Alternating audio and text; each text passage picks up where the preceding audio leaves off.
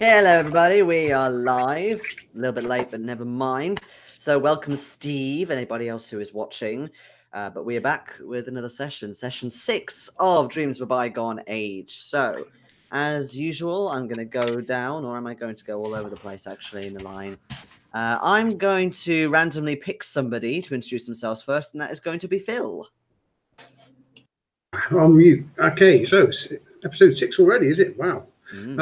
Yes, again, I'm playing Kulinski, and he's a small-time criminal, Grand Theft Auto and various bits of larceny, trying to make it good in small-town America, and trying to dodge the madness and craziness that's falling like rain around him at the moment. Okay, and Becky. Hi, it's my birthday today. Also, hello Gigi, if you're watching. Got your picture today. Thank you very much. Oh, I haven't shown you that yet. It's at work. I left it behind. Yes, hi, I'm playing Helen Munroe. No, I am Helen Munroe. I'm being played by Becky. This is how I talk, you know, being that I'm from Nellysford. How do you do? So I'm the local storekeeper, and apparently something. I've been off world. I guess I'm an astronaut now. Suppose it's one way of putting it. Okay, on to Ronnie, please. Hi, I'm playing Sheriff Dominic Hollander, who is certainly learning new ways to multitask. He's trying to be both simultaneously terrified and cool, good-humored and sort of paranoid. He also now has to sort of possibly notch up astronaut on his CV, but damned if he knows how he's going to put that on there. All he does realize is American-made cars are really good for swatting giant bugs using windscreen wipers. That's what I learned last time. I haven't forgotten that. Okay, so who wants to recap the previous session? There's a couple of luck points in there. Well, we're all short on luck. Ronnie, you were about to speak. I mean, Sheriff. Well, we seem to find out that our the cultists that we thought were maybe the bad guys are now claiming they're actually the good guys, trying to stop another bunch called the Brotherhood, who are supposedly even worse than they are. It would appear that half of my town is actually part of this cult, and it's all went very Wicker Man. We found ourselves going down a slalom, down a ski jump, and entering a white light that took us to another dimension, possibly another planet, full of extremely big vulture-like insects. We found, and I'm trying to remember his name. Was it Ben? It was Ben. Yep. We found Ben, and he's come back with us. And we arrived. It's now been a couple of weeks since we left. Timeline being as it is, it was like 3 weeks or something after we left. And we're in one of the neighbouring towns to Nellysford. We're in Greenfields. And we were going for breakfast because we all realised that we haven't eaten for 3 weeks, and we've got like 3 weeks worth of hunger. So basically, we're going to do that most American of things and have a good old British fry-up. Feel free to add 5 luck points back. Thank you very much. You missed the most important thing, and that's we've been joined by a 4th character. His name's Mr. Money'sworth, and he's my shop cat. Oh yes, yes, Mr. Money'sworth Now, appeared I'm to us. confused as to why he was in Greenfields and not in Nellysford. Go on, you can add another luck point back for that slight extra detail. Thank you very much. Oh, you got that, it seems. No, I was talking to Becky for that one. Oh, sorry. Okay, I will amend back again. So Ryan's got 5, Becky's got 1. I did literally roll 1. I'm not just being super anal or harsh or anything. No, that's just me. I wasn't expecting any, so thank you very much, because I spent all my luck. Yes, you are Stay granted a single luck point.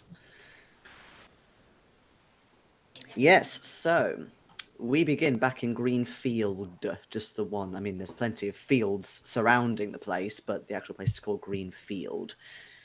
But you do indeed head quite swiftly, along with Mr. Money'sworth, to the nearest diner. And there is one a bit further down the main road. It's not really a highway, it's still the main road, but, it's sort of cutting through. If you like, it's a bit of a linear town, so basically the houses are on either side with a couple of branches branching off. But you head down the hill, and it smells gorgeous even before you've entered. When you do, it's about sort of half full. It seems quite popular. It is around breakfast time, so you think maybe some locals just come every day for a coffee, or bacon, eggs, that kind of thing. So when you sit down, there's like a nice booth with red leather seating, sort of your typical diner. Black and white tiled floors and so on. Quite a sort of silver modern look to it. You get quite a hasty looking waiter who's a little bit hot around the collar. You think maybe just from running around everywhere, getting all the hot food out. It says, new people, fantastic. What'll it be for you? I take a look at the menu. Do they do like it's kind of full breakfast? Oh, yeah, it's a diner. I mean, it's an American fryer, but it's still, your bacon, your eggs. See this? One of them for me. One fried breakfast coming right up. And the others, do you want fried breakfast as well? Yeah, the same. Oh, we've got lovely scrambled eggs, toast. And some pancakes and maple syrup. Oh, yes, of course. Some pancakes coming right up. All righty. And she quickly... Coffee. Writes that all down. Of course, sir, some coffee. For a sheriff, no doubt. Okay, I'll get you our extra special beans. So she sort of hastily writes that down, although you assume from that it's going to be a little bit more expensive. I don't care. I don't care. I'm just going to take the receipt. Yeah, she tears off the receipt and puts it down, and then she heads off to make everything. Oh, yeah, yes, ma'am. Sorry. Yes. Well, I want all of what they're having, but also I need some tuna and some milk for Mr. Money'sworth here. She looks a little sort of taken aback. There's a cat in here. Well, as long as you control him, then I will see if there is some tuna and some milk. Why, thank you. And she sort of, Who's a cute little pup? Who's a cute little pup? Little short fluff bar. I'm sorry. Losing my composure. So you can see that, again, she's sort of running around quite a lot. She's bringing out loads and loads of plates for people. Most people in the room seem to be wanting pancakes, their popular dish. But it's a little bit weird with your table. The food, again, it's coming out quite quick. So maybe you think they're sort of making it in bulk, perhaps, or that it's just very, very sort of hot on the grill. But she kind of comes out with a couple of plates after maybe 15 minutes. And they only appear to have half the things on it. So, for example, with the pancakes, there's like 2 pancakes when there should be about 5, and there's a tiny drizzle of syrup on. With the breakfast, the fried breakfast, there's a couple of pieces of bacon and some beans that are slightly burnt, but that's about it. As for the coffee, that doesn't show up at all. Neither does the tuna. Waitress? You sort of, she's nearish by, so she is an earshot, but she doesn't appear to hear you, or perhaps notice that you're telling. Waitress. She sort of sighs a little bit, but then she just so happens to glance home and goes, "Oh, sorry," and she puts down. She's sort of making up some cutlery. Yes, how can I help you? What can I get you? Hi. Do you regularly attend church?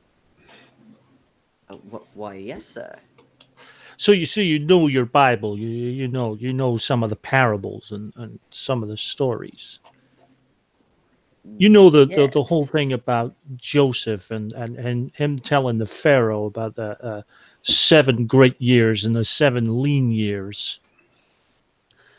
Oh, you know that? Yes, I do remember that one. There was some cows and some corn, I believe. Yeah. We're just looking at the rather paltry portions on our plates, and we're just wondering, are we in the lean years? She looks down, and it's as if she's never seen those plates before, even though she obviously brought them out. She looks at them absolutely shocked and says, "Oh my goodness gracious! I am so sorry. I don't understand it. I really don't understand. I will get them immediately. I'll get some new plates immediately. And she says the strangest thing. She says, it's as if I kind of I actually forgot that you were here for a minute." And then she takes them and gets them replaced. She then comes back a few minutes later with she's replaced the bacon, got better beans, eggs, and so on. The same with the pancakes. She also does bring out the tuna and the milk, although by this point you guys are starving because it's taken a while. Are there any other staff in the diner? Is she the only one? There's nobody front of house, but you can hear there are people in the kitchen, so you think maybe she's a bit run off her feet. Is it usually just you on this time of day? Oh, well, unfortunately, my colleague is sick today, and they didn't tell me until I'd opened the doors. But there's enough people in the kitchen, and this is fine. And she sort of gestured with her hand. It's about half full, so that would be about sort of 10, maybe 15 covers at a push. But again, when you're waiting for your food, and she was taking food to other tables, she was doing it very skillfully. She was obviously very efficient in what she was doing. She wasn't forgetting other people's orders. Well, thank you for the not so lean years today. This is heavenly. Sorry? Thank you very much for the breakfast. Oh, you're welcome. You're welcome. Okay. Just call me if you need some more coffee. Absolutely. Will do. I now turn to the everyone at the table. Okay. Is it just me, or are we becoming more and more forgettable? We certainly seem to be forgettable to her, but I don't know about you, but Remind me what you ordered again, babe, for yourself. Breakfast. Just another breakfast. Okay, so you start shoveling the sausages, bacon, etc., into your mouth, and just for a brief second, as you take the taste in, you expect to taste, lovely sausage meat and slightly smoky, etc. But it actually tastes disgusting, just for a brief second, and you almost feel like you need to spit it out. But after a couple of seconds, it kind of returns to how it should taste, and then it's all right again. You all right there? For a moment there, I just had this premonition that we were dead. Does your food taste okay? I I don't know. I'll stab something and try it. Yeah, I'm wolfing it down best as possible. It's a similar sort of situation with each of your plates. So for you, Dominic, you get some beans, and they're really sort of soft and horrible. You expect sort of lovely tomato, but it's almost like rotten tomato to start with. But then again, as you sort of persevere, it does sort itself out, and it tastes all right. With the pancakes, it's almost like really sour sort of apples. That's the closest you can think of, like really fermented cider. But then the sweetness starts coming back, and it tastes okay. It could be us, I suppose, after what we've been through. If I look around, is anyone else reacting strangely to the food? No, not from what you can see. You can make me a psychology roll if you want. Ooh, psychology. It's going to go wrong, isn't it?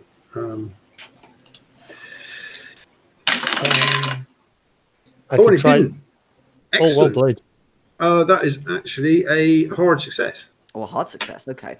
So, yeah, there's definitely nothing wrong as far as you can see with other people's food. They're definitely not reacting to it in any way.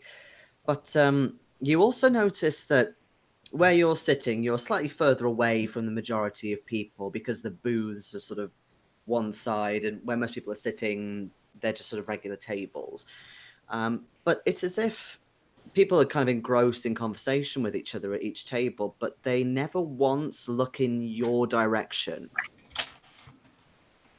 Oh, and is the same level sort of normal to us? What do you mean? Sorry.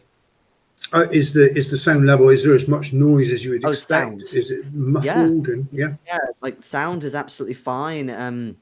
It's sort of usual sort of for a diner, so fairly chilled sort of conversation with the odd laughter every so often. So yeah, the sound is perfectly normal.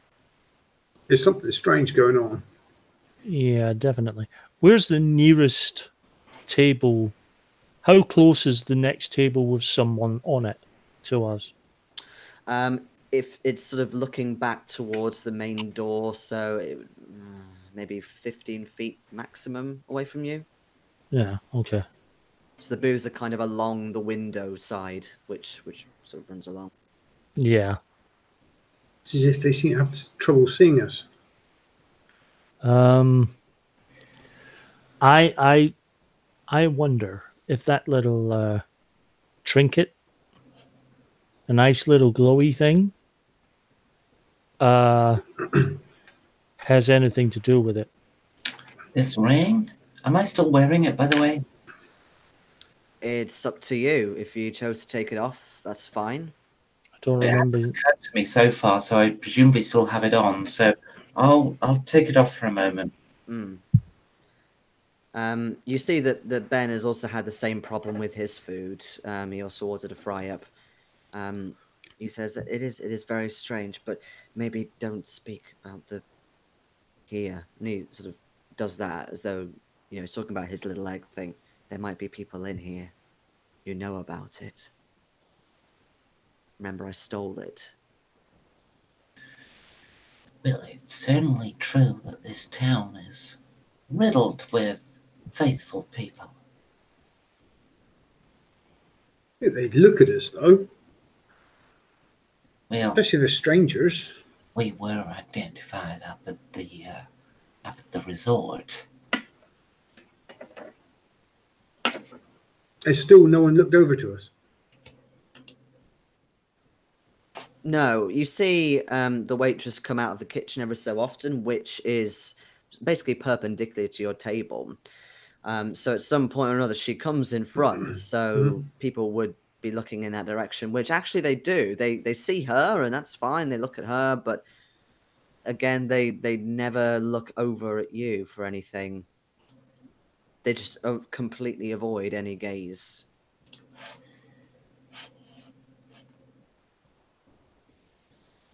Like we're in some sort of blind spot. Why do I get the feeling that there was piano music playing just before we walked in here?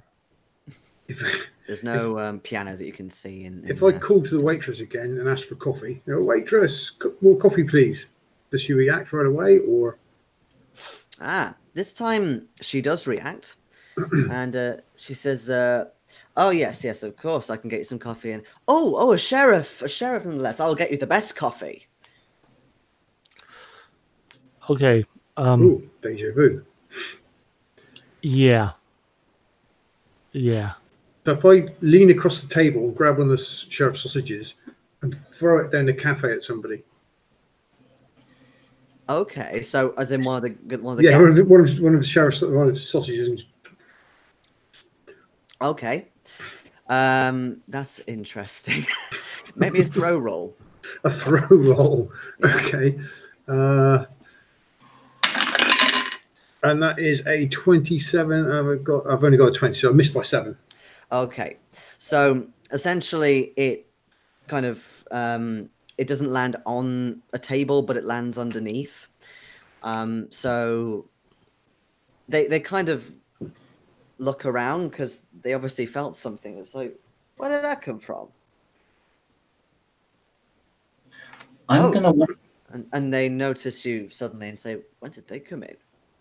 I'm going to wander over to a table that, not the same table as the sausage was thrown at, and I'm just going to stand behind one of them. Okay, so there's 2 people, a young husband and wife, you think, and they're engaging in conversation. The husband is drinking coffee, but he sees you almost immediately, but didn't see you come over. You think he can I help you, ma'am? Now, do I remember or do I recognize these as customers from my shop? Specifically with these 2. If there were anyone I recognized in the restaurant, I would choose them out of preference. Yeah, you think they've been in here maybe a couple of times. You're saying in here? I mean in my shop. Sorry, in your shop. I mean, they've been in the shop a couple of times, so you recognize them. And actually, after a couple of seconds, he goes, "Oh, yes, I know you. You run the shop, don't you?" And that's right. I don't see you around that often. You haven't been by in a while. How you been keeping? Oh, very well, thank you. It is a bit of our way, to be honest. We only come to you maybe once a month. We have the market nearby, so we come to you if we need anything extra special. Well, that's perfectly understandable. I wasn't trying to pressure you into coming along and shopping with me. Plenty of business to go around between all the vendors in these towns. Now, I just wanted to see how you 2 were doing. If you got engaged yet? Oh, and you see the wife look a bit sort of almost sort of pouting. She's wearing quite a rather expensive diamond ring that you blatantly noticed, and she sort of does this with her napkin. Oh, I say, I missed that wedding happening. Well, congratulations to both of you. You got little kids running around yet? Oh, no, not quite yet, but we are trying. When are you planning for them, then, my darlings? Oh, well, you don't want to leave it too long now, you know. No, but if maybe we could talk at some other time. We are in the middle of eating, you understand? Oh, yes, of course. That's something that's never quite again after you've had kids. Have a nice meal now. Thank you very much. Yeah. Can you make me, as you walk away, can you make me a listen roll? Oh, bugger, I didn't think to bring any dice up. You silly flumper. Yeah, can you roll some dice for me, please? If you trust me, yeah. Of course I do. I'm marrying you. True. Okay, what's your listen score? 65. 65. Okay, you've rolled 69. Do you want to spend any luck? More luck? Yeah, why not? You're 1 point of luck. Okay. So as you walk away, you suddenly hear the husband whisper to the wife, and was hoping not for you to hear. I have no idea who that was. Damn, that cost me 4 luck. But no, interesting. We're not even memorable. I'm going to go back up to them like a minute later. Oh, hello again, and they're looking a little bit uncomfortable now. I'm sorry. I just our table has no salt. I was just wondering if I could borrow yours. The husband looks a little bit taken aback because there's plenty of empty tables closer to yours with salt on, but he says, sure, we're nearly finished here. Well, thank you. And that's all I'm saying. I just wanted to see if they forgot me in between times, you see. No, they seem to be behaving as if they've kind of just tried to be civil and have a conversation with you, but they don't actually know who you are. As if they've forgotten your name or something like that. Yeah, no, that's fine. Yeah. I turn to Kyle and sort of tap the butt of my revolver.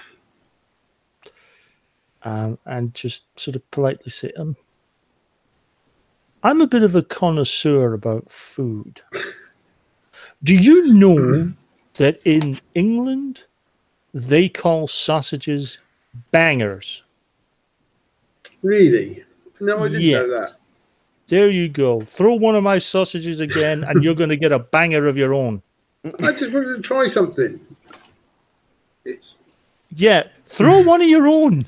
I haven't got any. You throw a pancake like a frisbee, I suppose. I thought of a frisbee as well. Yeah, mine's think alike. It's sorry, perfectly edible, just about sausage. Do you want me to get it for you? No, I don't want you to get it back for me. Okay. I'm sure these floors are clean, but, quite frankly. I'll get you another sausage. Seriously? You could at least have asked. It was a spur of the moment thing. Although, I'm not sure how, Sheriff, do you mind if I handle your sausage, would have went down with the people in the booths round about us. But they seem to be ignoring us, don't they? So probably have said anything. I don't think it's even ignoring. Ignoring would in some way signify that they know that we're here. Yeah, I got that impression as well. You see, I don't think they're ignoring us. I just don't think they know we're here. And yet, when I returned to that table, they recognized the conversation from earlier. They said hello again. But the waitress said the exact same thing about the sheriff's coffee as when we walked in. Yeah. Maybe I went back soon. Yeah, that's my thought. No, I look a bit taken aback that a woman would say "fucked." I think maybe I think short term you might keep their attention, but if you'd walked back here, waited a minute, and then walked back, I have a feeling they would have been, That's exactly what I did. I waited a minute before going back. Yeah. I think wait 2.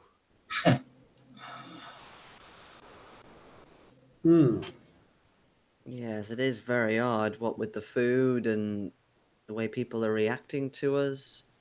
Although you have taken off the little ring.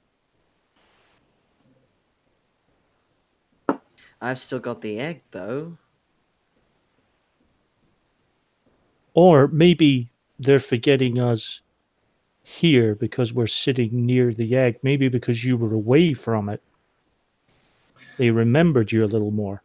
So now I've returned to the egg. What if I now go back over to them and return their salt? Okay, so they're sort of finishing up. They're actually starting to get up, and then you go back, return the salt, and say, "Oh, I didn't realize it had gone. Thank you." You're welcome. Oh, you're from the shop, aren't you? The That's store? right. Now, I haven't seen you in quite a while, but it's okay. I understand. Being local to this town, you probably shop at the market. That's perfectly okay. And congratulations on your marriage, by the way. Now, I know you're not planning children anytime soon. I can tell from my bearing, but I'm sure it'll happen when it's good in time. I beg your pardon? I just returned to our table. You see the wife get quite worried at that, and they hurry out. Hey, maybe we could make some money at this thing. Tell me. Professional curiosity requires that I ask you this question. When they teach you how to be a shop owner, shopkeeper, do they simply ignore the lessons on tact and diplomacy, or do you just simply not show up that day? Oh, hon, I didn't want the whole conversation again, especially with that bitchy comment afterwards. Understandable, but Thought I'd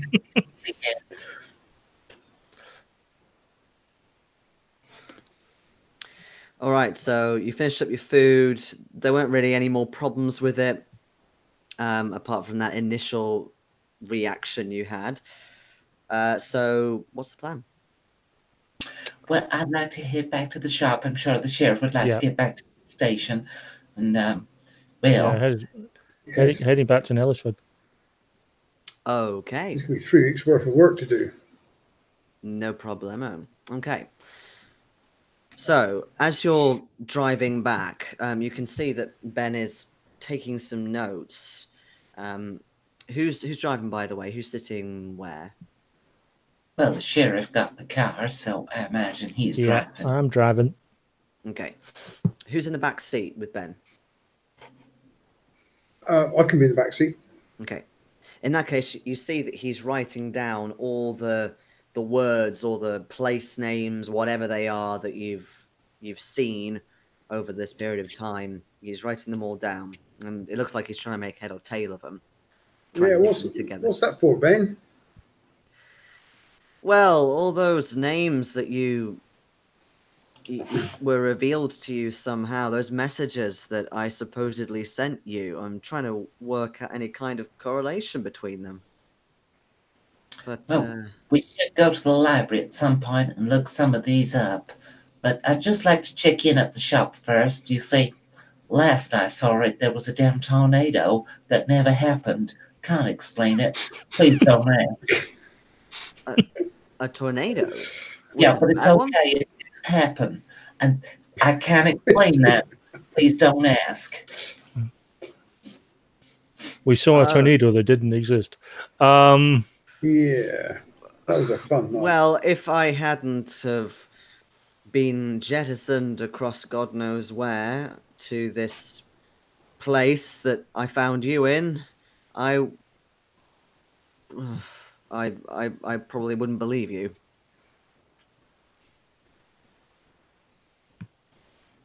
But anyway, you get back to your shop. Now, the first thing you see is the front door with like the automatic doors boarded up. You can see a big sign that says "Closed for refurbishment." Well, I say, I wouldn't expect that. I'll go to the side door and open it with my keys. Did you call the insurance company, Helen, before we left? I did not. Very strange. Also, my member of staff who could organize a refurbishment is you. Yeah, I never called anybody.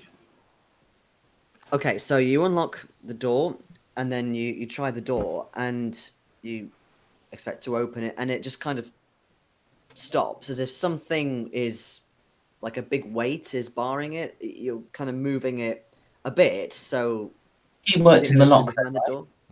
Yeah, the lock worked fine, so you unlocked it. But when you try to open it, it sort Kyle? of goes ajar, and it's Yeah, I'll give you a push as well. Yeah, I'll help Okay. as well. Yep. In that case, can all of you please make me strength rolls? I won't make the strength roll on account of the fact I won't succeed, and besides which I have no dice. Yeah, I Would you like to get some dice? I made it by a little, but I made it. Wasn't by much. But... What did you get, sorry, Carl? I failed by more than I want to spend on it. Okay. In that case, it does take you a while. There's something that sort of slides a bit. Eventually, you get the door open, but it takes like sort of 10 minutes. You realize what it is. It's somebody has brought in a freezer. So one of those, long freezers, obviously with like frozen food and like chips or whatever. But you see that it's absolutely full of pieces of lobster, crab, other crustaceans, completely loose, not in packaging or even presented nicely, but it's absolutely crammed full of those kinds of creatures. Seafood? And there's quite a pungent smell of fish and seafood as well in the air in general. Mr. Moneybags is going a little... Sorry, Money's Worth is going a little bit mental about it, though. The freezer is on, I take it. Yes, it is, actually. Well, why on earth would they block the side door up? I don't know. And why would they need so much seafood? Well, it does sell, but all the same, seems a little excessive. You never import this much seafood in. And so you certainly don't remember doing that the last time you left the shop. I certainly did not do that. Otherwise, I'd be describing it, not the GM.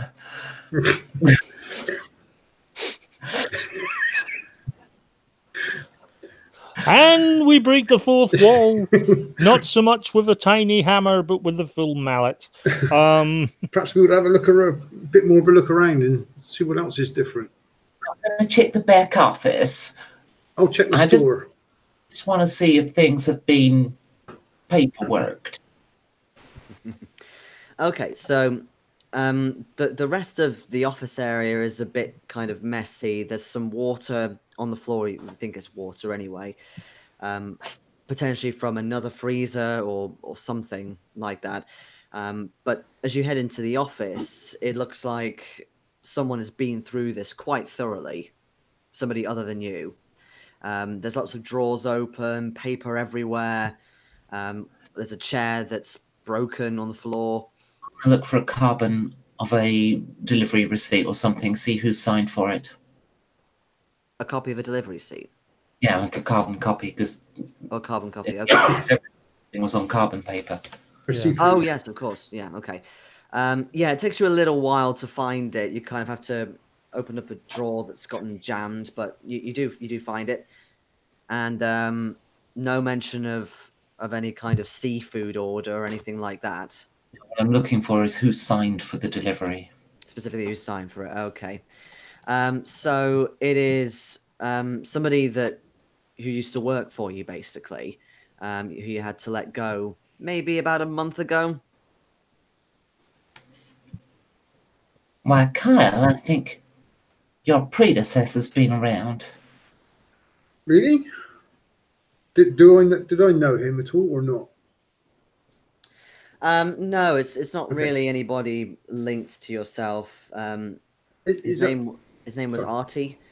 Artie. And Oh, is that something he's likely to do? Does he pop back often? I've not seen him. It's a lazy fucker. He couldn't turn up when he did work for me. Having said that, when you look more closely at his signature, you realize that doesn't actually match. Oh, now that is interesting. I'm going to go and check. Yeah, I'm going into the actual shop area. Yeah, I'm going to check the store. Last time we were in here, we left a couple of people unconscious and bleeding. What was your question? Sorry, Helen, I didn't hear you.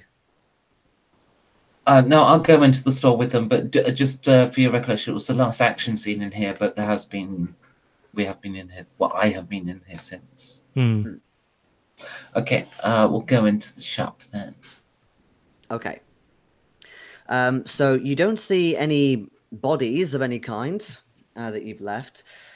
There is, again, a bit of a mess in here, but nothing like as much as your scuffle or your shootout that you had with the criminals. So the main point of interest is on one of the freezers that's still in the actual aisle. There is obviously one that's been removed, but excuse me, the one that's still in the aisle, there is a bit of a blood smear on the glass and it's slightly broken. As if something's been hit onto it. Can I check what's in the freezer? Yeah, so it's sort of your usual packaged whitefish, a bit like bird's eye. Some sort of similar things there, like shrimp, very commonplace seafood that's easy to get. And you would know as well, Carl, that you tend to get that in maybe once every 3 weeks. Yeah, at least this is not stacked full of strange seafoods. Yeah. I'm resisting the obvious pun.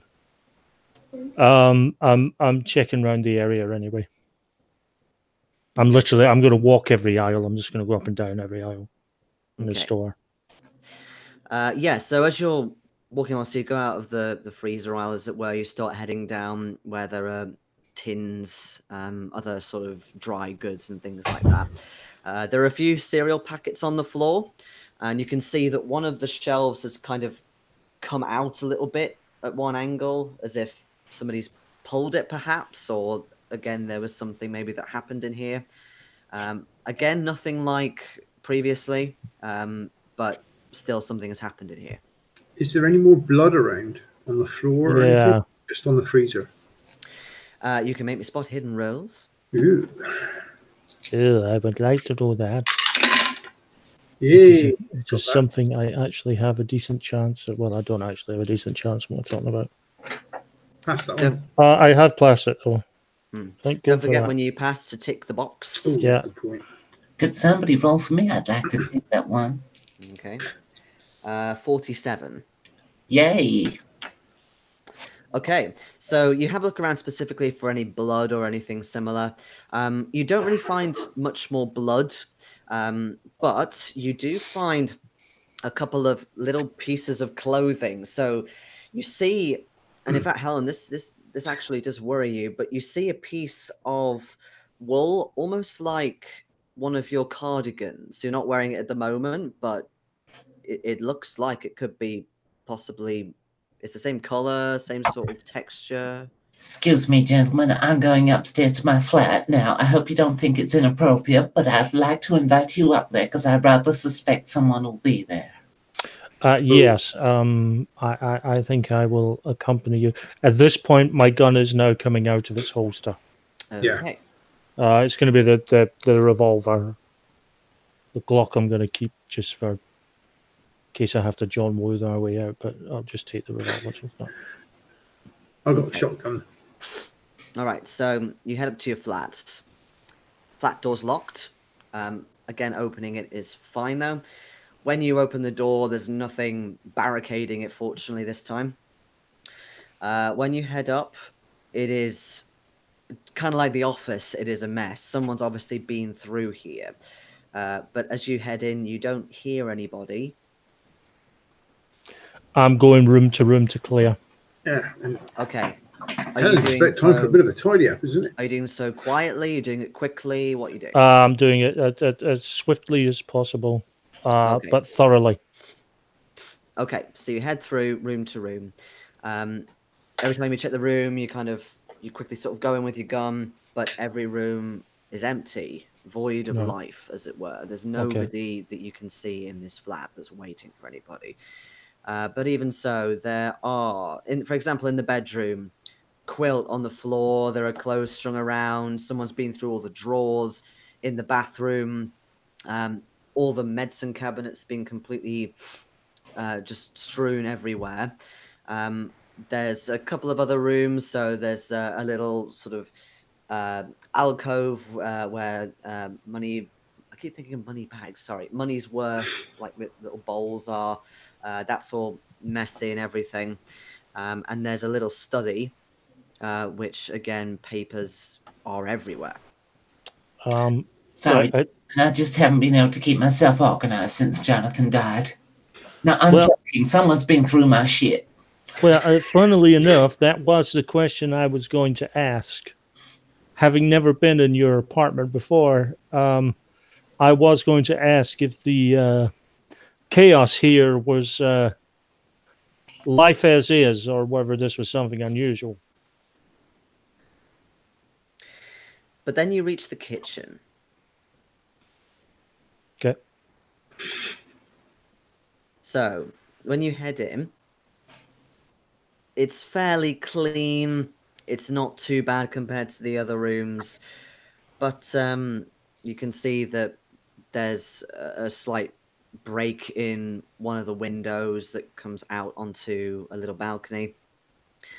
But the thing that kind of makes you jump the most is on one of the work surfaces. There's like a percolator for coffee, and next to it, sort of made up out of coffee beans, is, you think, another one of those words.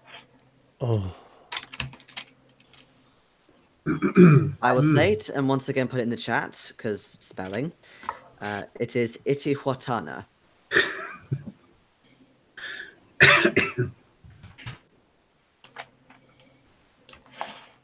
Okay. It sounds Hawaiian. Is that a type of coffee?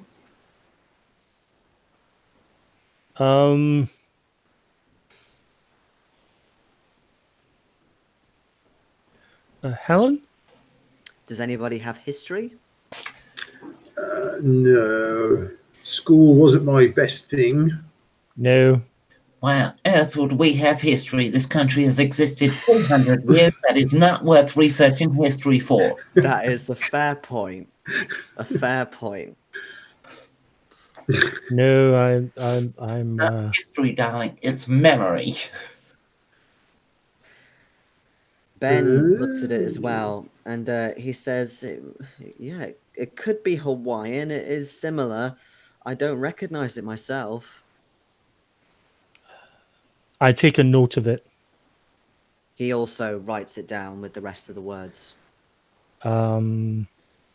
I can see me decamping to the library for an extended period. Oh, Ben, you must have quite a list there now.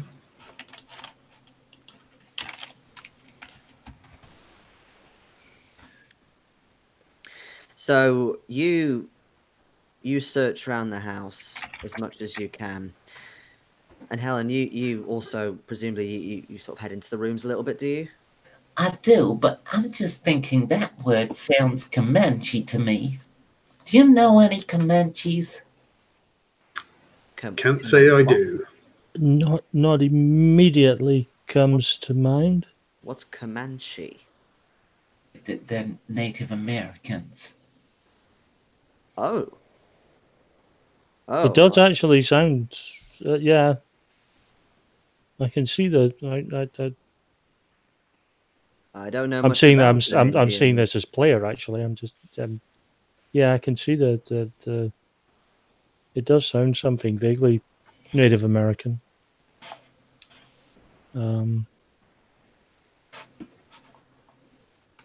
Yeah, really need to hit the library.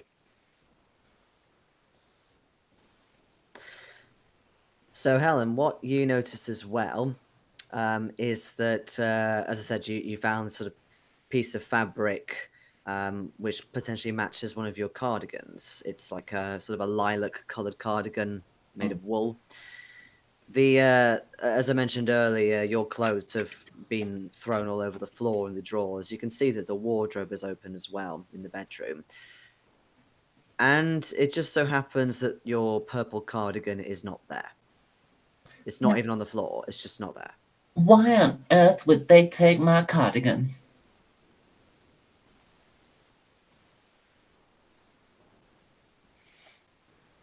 Last time I wore that was, oh my, it was, I know what it was. It was that decoupage get together, a little club. We meet every second Wednesday in the month.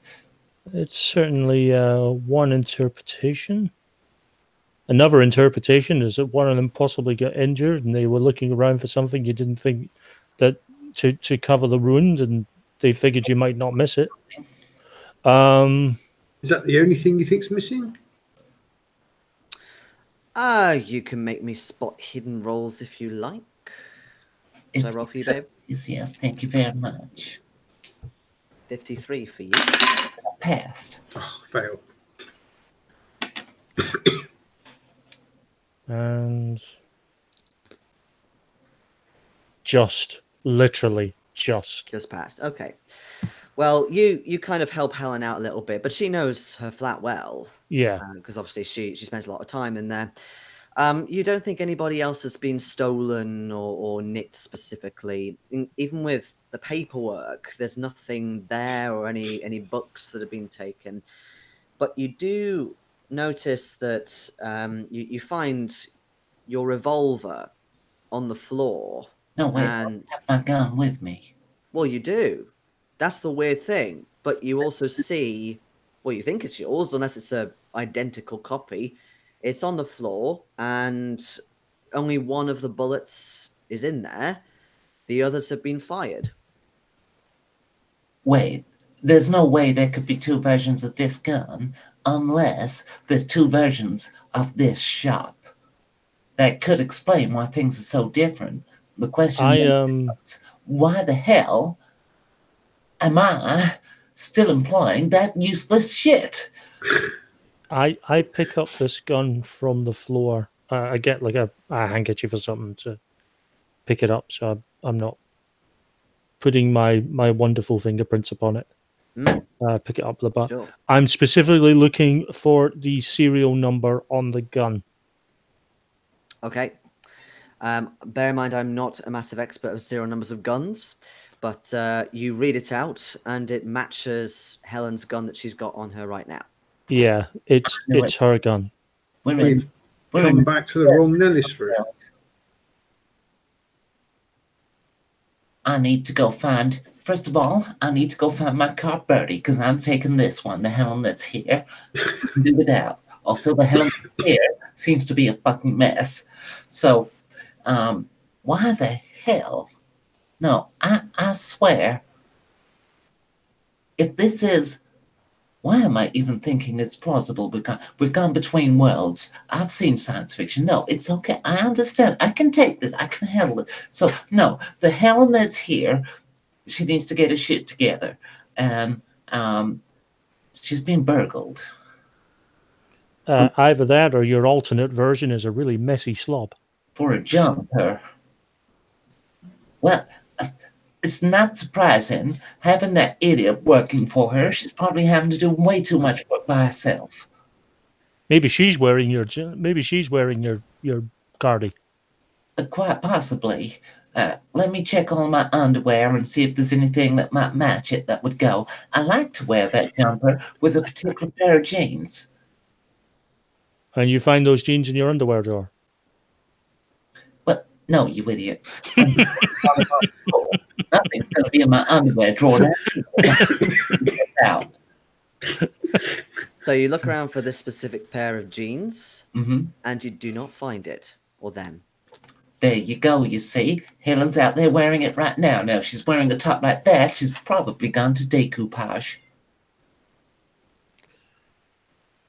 Right. I am going to accompany you while we try and find this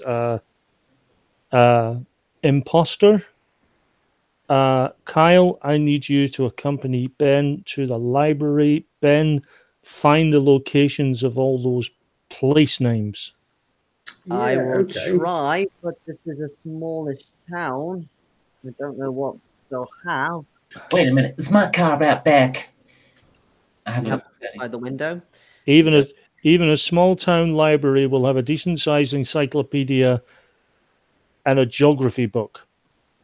I look for the cup. Yeah, you don't see it.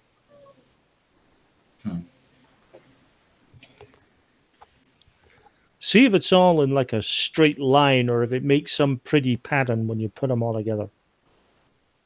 Oh, that's an interesting point. Yeah, maybe it's not the words, but more where they are. I'll bear that in mind. Meanwhile, let's go and find your what's the word? Oh God. Heard it so much in kids playing D&D. Oh yeah, doppelganger. No. Well, hey, listen. Look, Kyle's got a big shotgun, so I'm happy going to the library. Just me. If he wants to go with you, Yeah. Here's the thing.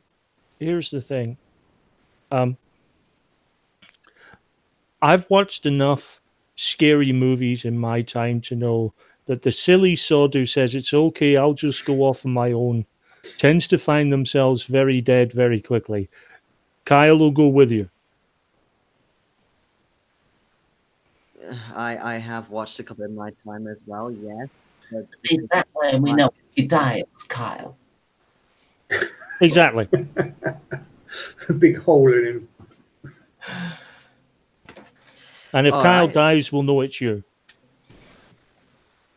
All right. Well, Kyle, if you're happy coming with, Yeah, I don't exactly know I'm going to get the shotgun into the library, but well, no, that's true. Actually, you'll probably be told to leave it by the door. Helen, have you got a duffel bag or? Well, it just so happens I happen to have another Beretta M9. True, you do. Helen, notepad, pen. What? Do you have a notepad and pen here? Well, I've been taking notes the whole time, darling. Right. I need a blank piece.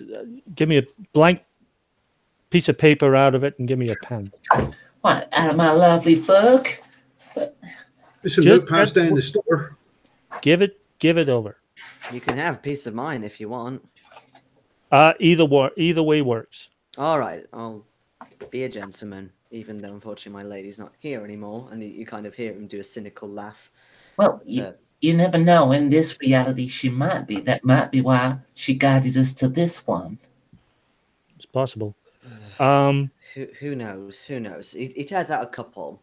Yeah, I write on the piece of paper that I am authorizing the holder of this paper to carry firearms as a temporary deputy, and I sign it and print my name under it and give it to Kyle.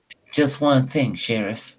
We don't know if this is a parallel world, if you're still the sheriff here.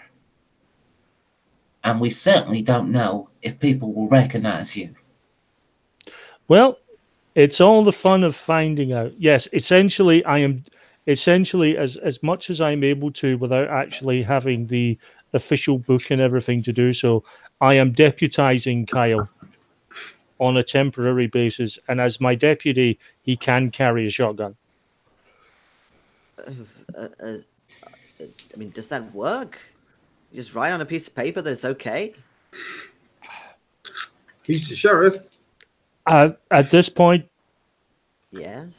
I'm hoping force of personality will persevere. Especially if it happens to be... I'm better writing than talking, but I'll try my best. Oh, don't worry. I'll be expecting Kyle to be the force of personality. It's amazing how far you can get. You know, it's better to get by with a kind word than a gun, especially with a gun that big. Now, I have an alternative suggestion, Sheriff, seeing as it's taken us half an hour to not actually go anywhere with your plan. Why don't we all go together?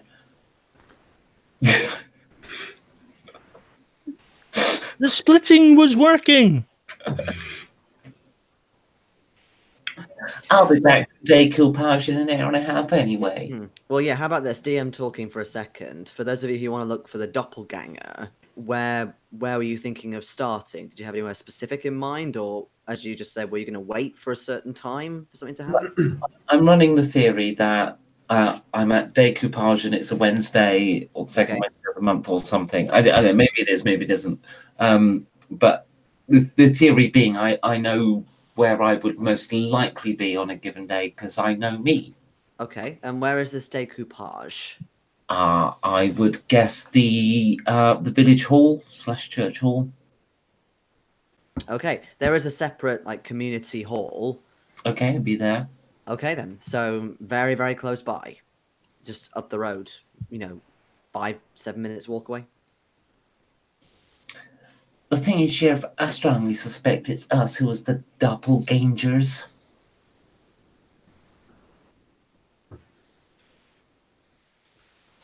Well, let's see what happens. But if you think you know where you'll be, that's just a ridiculous thing to say. Do you know where you're going to be in 90 minutes' time? I'm saying versions of the same gun and we just travel between worlds. I'm thinking we went to the wrong world. We went to another version of our own. I saw it on one of them shows. It had that guy. Oh, what's his name? William Shatner. Yeah, that's his name.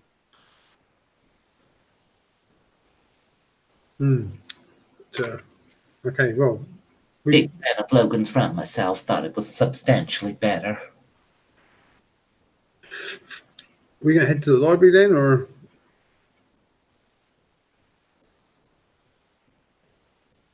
Yeah.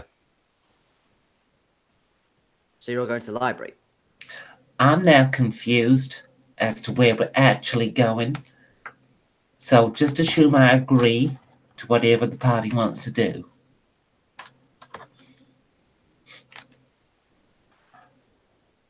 We all go to the library. Okay. All go to the library. That's fine. Okay. Okay. I mean, you might want to leave in 90 minutes' time if you still want to put that theory into practice, but yeah, that's fine. I don't mind which either way.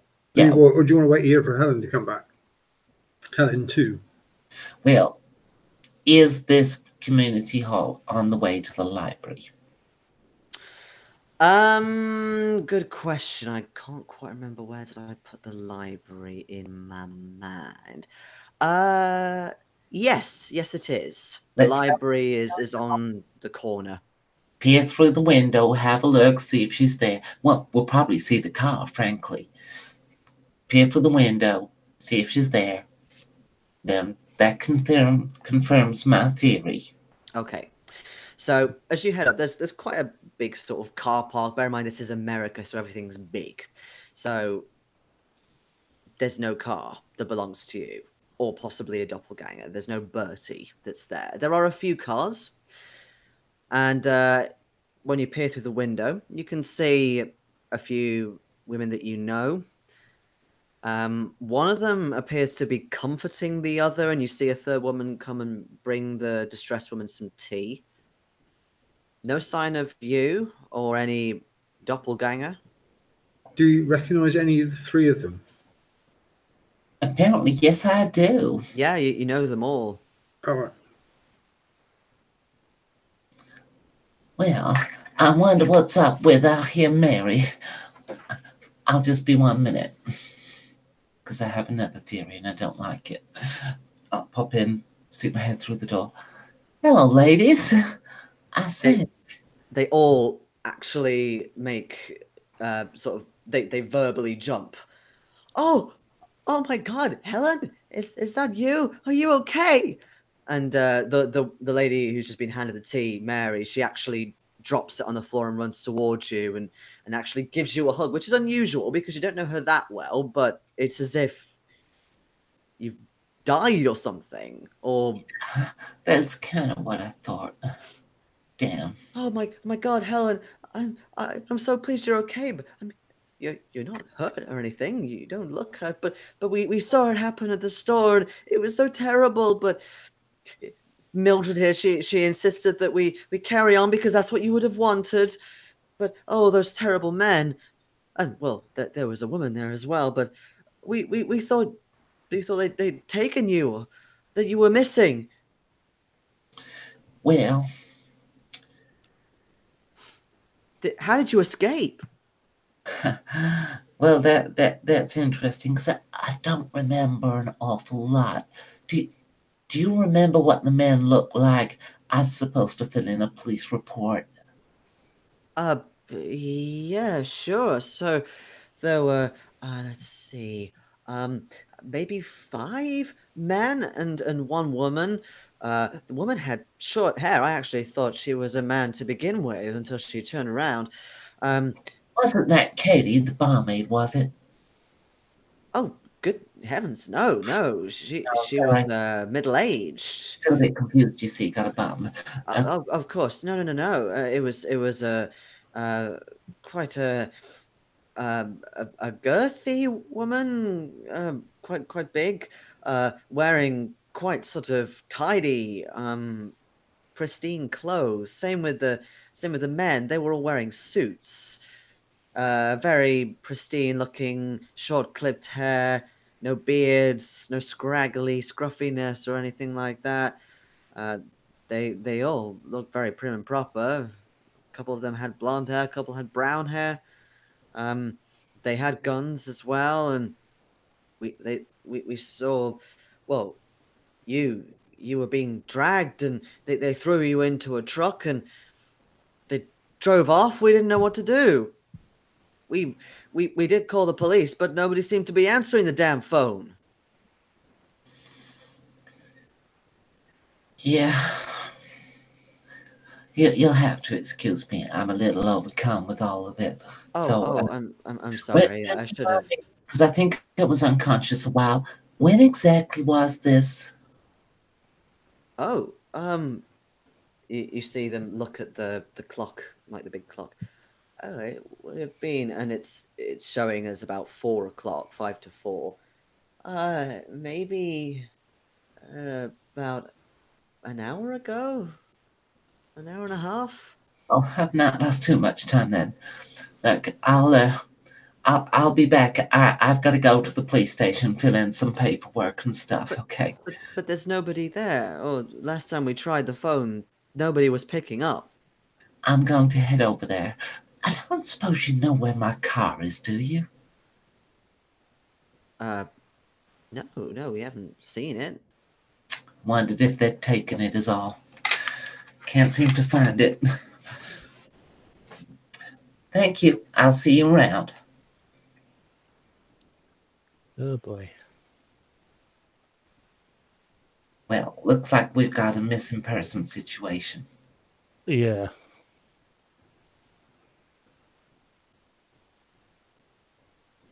Yeah, I need to head back to the office. You most certainly do. I'll go with the others to the library. I don't suppose you've got one of your radios with you, have you? You can pick up another once you're back at the police station. Hand it over. We'll stay in communication. Yes.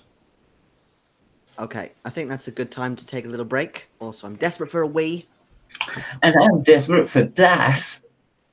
Yes. Okay, back in 5 minutes. Back in 5.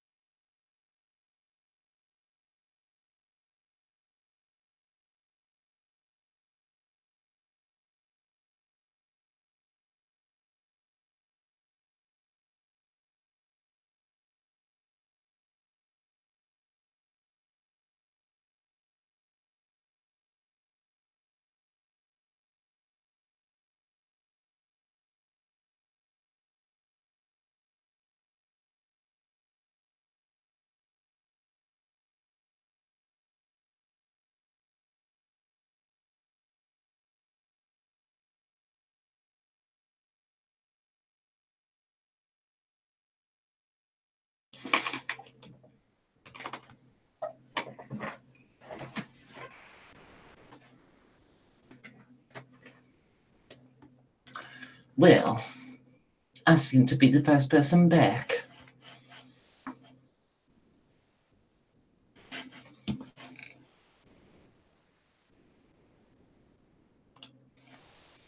Well, seeing as I got you all to myself now, why don't I fill the dead air just by talking inanely while I wait for the others?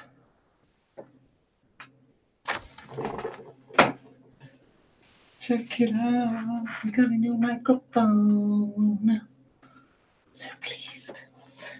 Why don't I pull up the chat on the video and see if our friend Steve is active?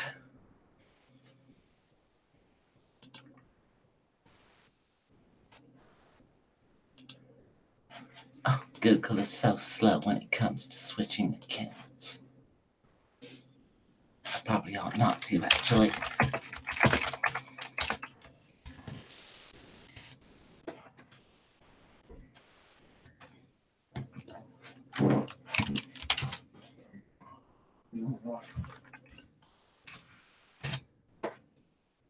It's a hard channel if I found it.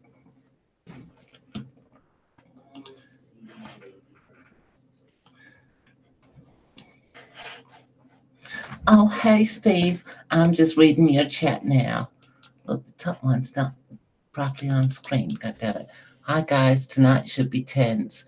Will Dominic lose his mind? He usually does. Will Kyle survive? Usually doesn't. Will Helen recognize the great evil behind it all is Mr. Money's-worth? My word, I would never suspect him. Time will tell. Hi, Jason. Hi, Becky. How's you? I'm good, thank you. It is my birthday today. Hence a new microphone. We've got a boom for this thing too, so we can do look like a proper film crew now. Gonna get a dead cat on there. It's on a nice shock mount, you see, so even if the camera gets knocked, it won't do like knocks and stuff into the sound system, so that's quite cool. Hey there, Ron. I just normal voice. I didn't mean to just joke about the whole splitting the party thing. I'm sorry. I just felt there was a little bit of swimming against the tide there. It was very meta and it was a bit trolly. I'm sorry. It's all right. I'm not hurt. Also, when I was out in the garden, we have this, one of those Chinese lucky cats with the wavy arm. Yeah. Shadow it was casting in the garden was really bloody freaky. Didn't need that while playing Call of Cthulhu. No. No. Oh, did you pick some dice up? I have picked some dice up. I got my pride dice, you see, that are like rainbow. Aha. They're very proud to be dice. As they should. Mm-hmm. Until they let you down. Well, that's why they go in the dice jail after every session. It looks like a Fabergé egg. It's a dragon egg, and it's in purple because that's the correct color to be, and it's got a little magnet lid here. I don't know why I character voice.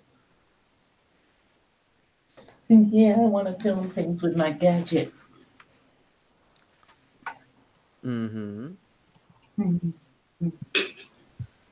Dun dun dun dun dun dun dun dun dun dun dun dun dun. Dun dun dun dun dun dun dun dun dun dun dun dun dun. So it's going to go up there. The little radio transceiver will go there, and then stuff like that. Look awesome. It's all about the looks with this camera. It's so pinned. Well, it'll certainly grab attention, when you're going around saying, "Can we interview you?" You're going to look, you're going to look the part.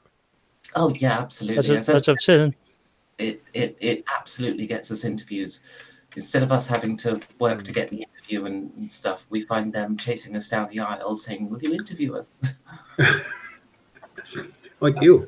Well, yeah. Here's the thing, and it's important because you'll be going around a lot of the trade stalls and so on at Games Expo. What trade stall are you helping out at, Philip? Feral Games. Yeah. You might be one of the interviewees. It's entirely possible. Oh, yeah, of course. If we find you, we'll definitely go interview you. Interviewee, soon to be seen on Games Expo. The expose. Yeah, we want lots of freebies to give away to our convention attendees so we can turn that money into donations. There you go. See what we can do. I'm just looking at Ladybird Killer because I've seen a few of them reappearing. Bloody Harlequin Ladybirds. They love this window, but I'm also boiling and I want to open it. So, yeah, we need to get something. You get no problem with ladybirds, do you? We have this year. Last summer, they were crawling all over the outside wall. Yeah. They're one of the most invasive species on the planet. Yeah, there was a big problem in large parts of the UK last year. Oh, didn't really see that many of them. Oh, Yeah. we had dozens upon dozens. Loads. I was getting rid of maybe 10 of them a day. Really? Well, that is a lot. Yeah. So, yes, we need to get some stuff. But anyway. Bam, bam, bam, bam. Right, where... Okay, there's the map. I know what to do. Right, so, library. Yes? Oh, no. You're going to the sheriff's place first. Ronnie's going to the sheriff's place. The rest of us are going to go to the library after Peace Radio. Splitting. Okay. Well, I'll deal with Dominic first then. Okay. So, you head back to your little haven, as it were. Although you can see more mess here in the implication that someone has been here. But there's a bit more blood as well, you notice. Part of the door frame is actually kind of buckled in as if something's been hit really hard against it. Right.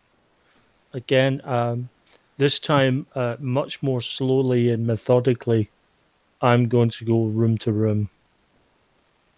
Okay. Any particular room you start with? There are a few, so you've got your own officers. I'm going to start with my office and work clockwise round. Okay, that's fine. So when you move through the corridor, you can see a little bit of blood on the stone floor. You can also see some kind of scuffling, maybe from a shoe, you know, where it's kind of a scrape of stone. When you get to your officers, some paperwork has been disturbed, but it's not nearly like Helen's place where everything had, you know, been overturned. There's a few sort of filing cabinets that have been opened. You're not sure if anything's been taken from it. And then with things like the post that comes through, that's been semi-tampered with. Right. I'm almost tempted to ask if there's anything that any of the posts that kind of jumps out, but as I don't know specifically what I would be looking for, and that's an unfair question to ask. So I'm going to continue doing my sweep. Yeah. There's nobody else here, so your old deputy is not here. But you can see in his sort of office area, as it were, so there's like a communal area with a little table. You can see that there's some kind of like with the person you uncovered, the one in the steam rooms. There's quite a lot of bits of crustacean that have almost been glued to places, like the cupboards, the table. Fucking hell. In my deputy's notebook, diary, logbook. Not really. The only thing you can find is there's like a little book where people sign in and out for their shifts. Okay. Yeah, continue my sweep. Okay. So finally you reach the cell area. Now the cells are empty. But again, it's been 3 weeks, so Yeah. you would maybe have to look carefully if there's anybody in, for starters, who should be in. But the thing that you notice the most is, remember I mentioned about that strange imagery inside one of the cells? Yeah, the crack that appeared. Yeah, it's still there, but it's much bigger. And you can see much more of this area, or this other area, as if you're looking down somewhere. Can you make me a sanity roll?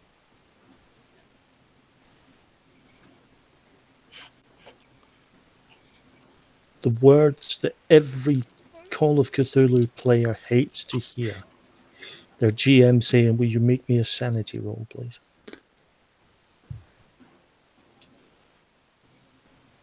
And then some. Okay. I rolled 1.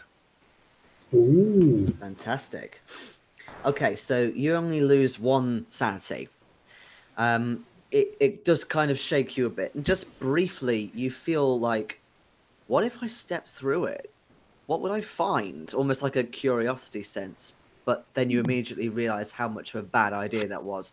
You feel a little bit cold and just sort of sweaty palms, but apart from that, you know to stay well away from it.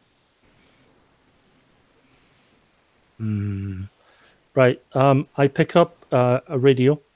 Yep. I'm also going to pick up a couple of shotguns and a couple of boxes of shells. Yep. I also want to take a box of 357 and a box of 9mm as well.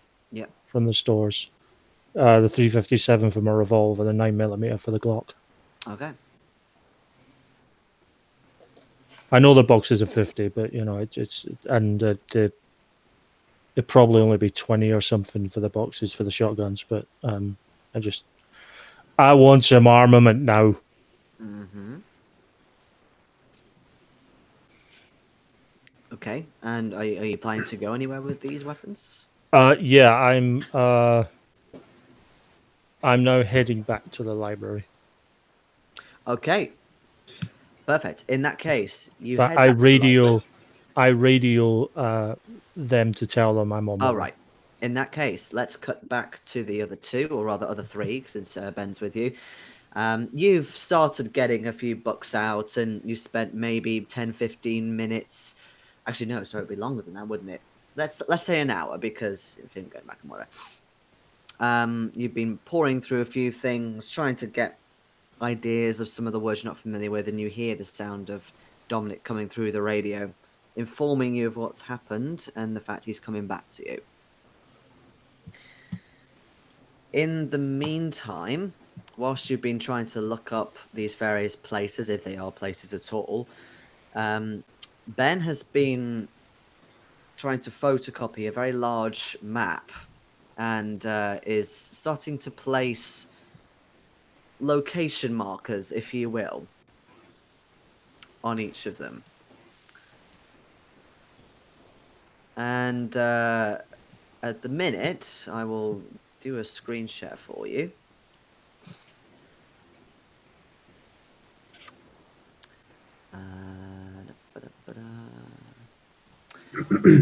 It looks like this.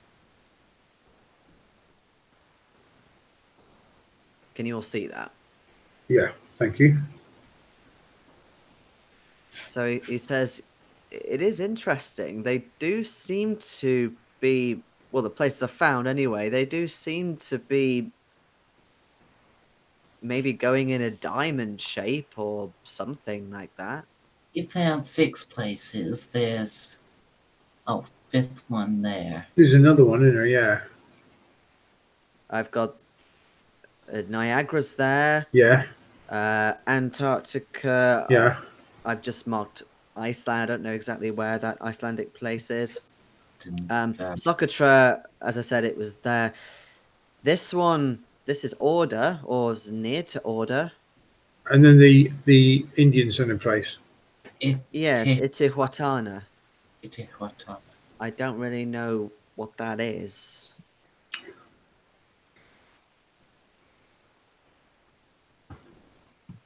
If you do want me to bring that back up, then let me know.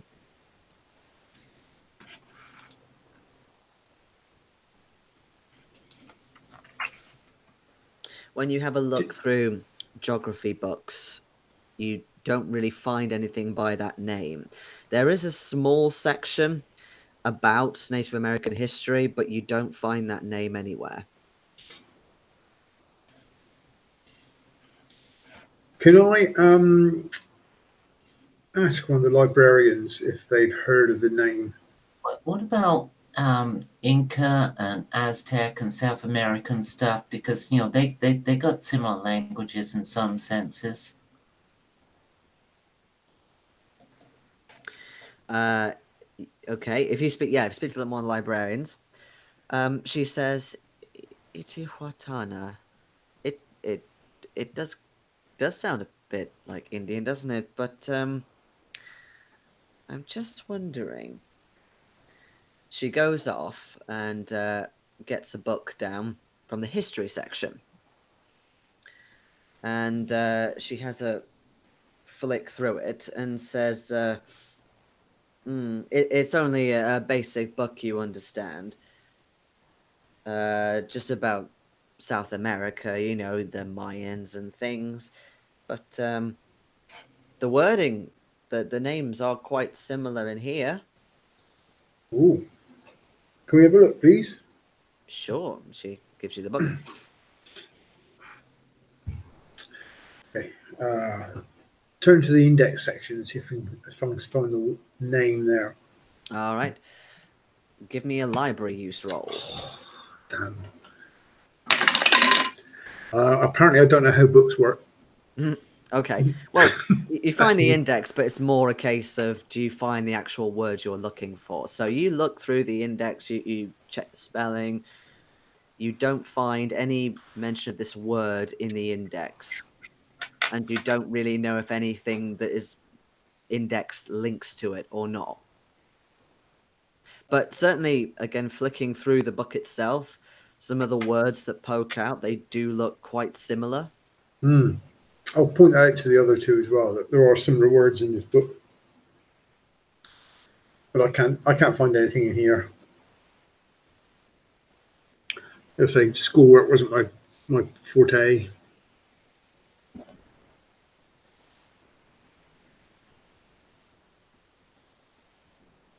Well,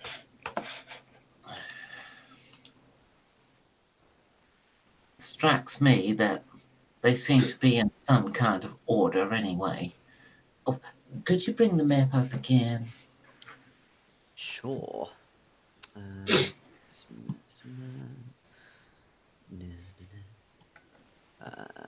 you go. You see, if that was somewhere in South America, that would make the very last point. So you think it is like some kind of diamond shape? It's a bit of an odd diamond. I'd wonder if you join them up, if it's pointing to a place. If you went opposites, diagonal on the side ones. So what, going round them? No, Niagara to the one in the Indian Ocean. Mm-hmm. Russia to the one somewhere over in the US, and then Iceland or Antarctica. They'd all cross somewhere on the west coast of Africa. Oh, so a bit like that goes straight down, then two crosses like that. Yeah. Oh, okay. Maybe. Well, you only need two lines to do that, but you are right. It would be somewhere on that coast. I mean, we already got enough to pinpoint it, even without the missing one. It's just a guess. But say you'd only need two. Well, 4 points. Yeah, two lines.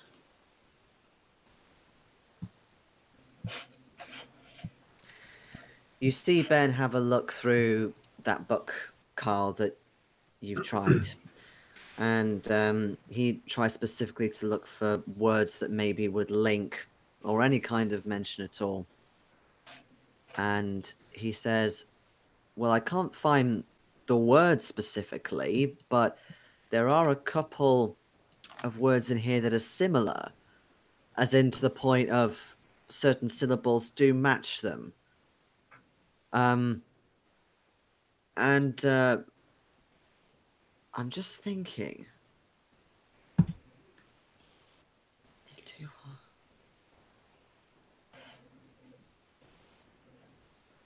I wonder if it's, well, obviously South America, but maybe it's a temple or a stone that the Mayans or possibly the Incans could have used. And he suddenly sort of goes off like he's on a roll, and he goes off to another section of the library to look at geology. Oh, right, okay. Because of rocks, you mean? Mm. He comes back with a book, the geology and rock formations of the Andes.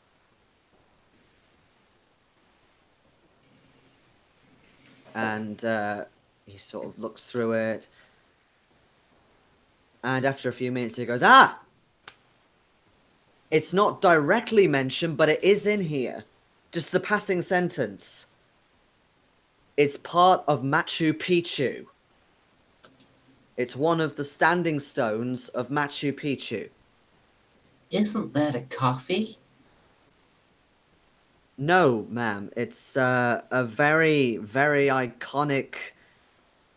Well, it's now an archaeological site, but it was a huge place that the Incans used as a place of worship. It was carved into the bedrock. Where's that to? Well, and let me just get this back up. I'll just...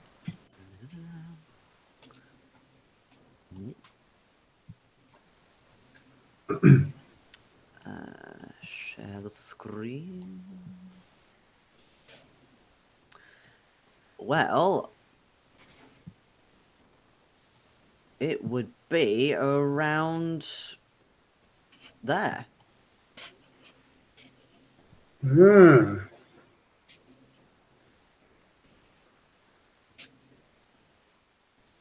So it does join up, yes, but There's a point where all six cross. Where is that on the map? Because there's definitely a point where they all cross. They do. And I'm just thinking, maybe it's not a case of like that, but it's a circle, Jayson.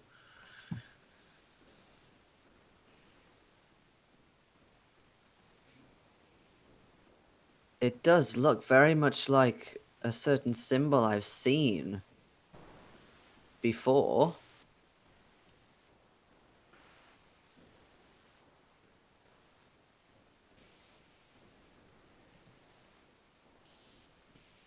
I've drawn it slightly wrong, but you get the idea. It looks like the symbol that you saw in the locker room.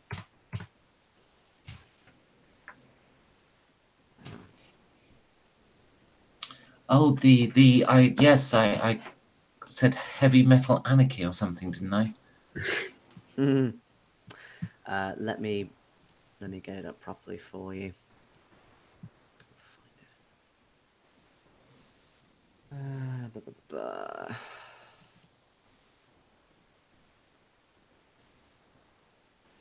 Yeah, I'll find it in mind. But the sort of the star-shaped symbol you remember from the locker room at the spa.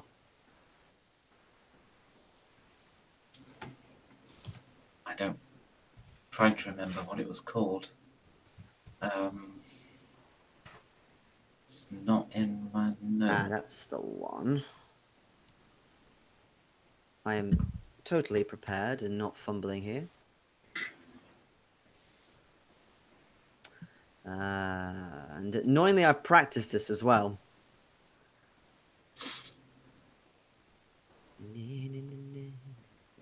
That's what I did wrong, I think.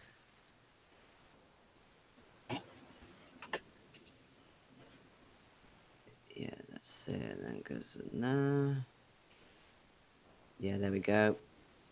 I will share this back for a moment.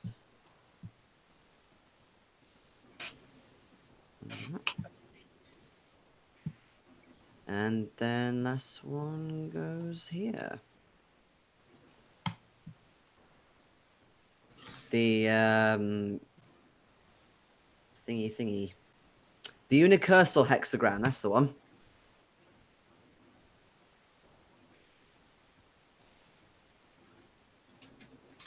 Well, that's all fine and all, but I've no idea what this now means. Well, as you said, it's pointing to something. Yeah. I would imagine in the middle here. And you see him draw a circle around this bit here. And where is that exactly? Looks like somewhere in Europe to me. No, Helen, it's West Africa. Africa. We'd need to work out exactly where it is. It's difficult on this map because there's only a couple of different landmarks. Because basically it's like a world map.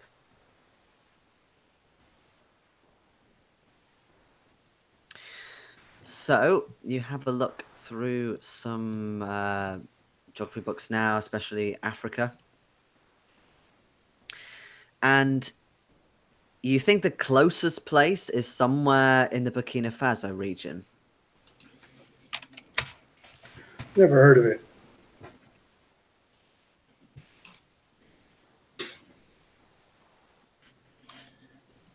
Do we know whereabouts in Burkina Faso?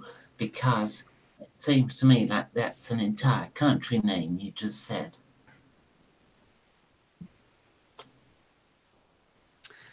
Well, you look in sort of more detailed books about African geography. If you like, you can make a library use roll. No, I can have a go. I believe the default for the unskilled is 20. Oh, if only I had more luck. You're not quite sure. It is a very general sort of place where the star is pointing. You know that there is the capital Mart, which is Ouagadougou, and that's nearly slap bang in the middle of Burkina Faso. But apart from that, you're not sure. You might have to do some research on more sort of natural places, perhaps, depending on what you think you might find.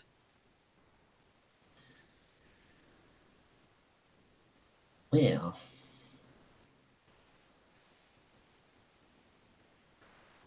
what do we think, gentlemen? Don't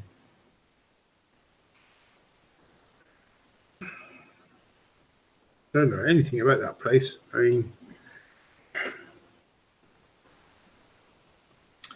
Myself either. Now, I was kidnapped an hour and a half ago, 2 hours now.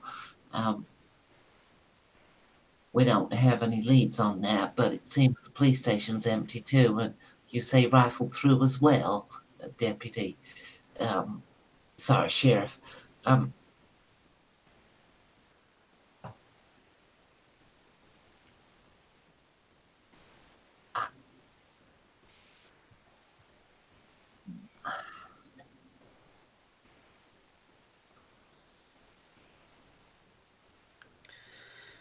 Maybe we'll have to think about. I mean, it depends who is sending these messages in the first place, because I have a theory I'd like to try now. Ben, could you do your egg thing again? And I'll put the ring on, and let's see if I can look at these pictures of Burkini Faso, and I'll try to create one of those portal things like we did before, and we'll see if we can pop over. Okay. Is that really wise? And he's looking around because there are obviously other people in here as well as yourselves.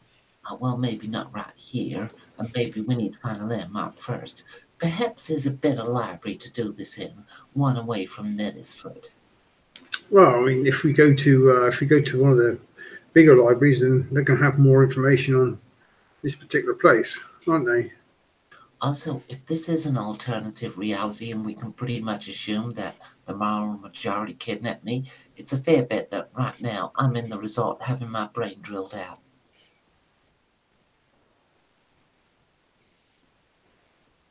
That is true. I don't know if I should be upset by that and go rescue myself.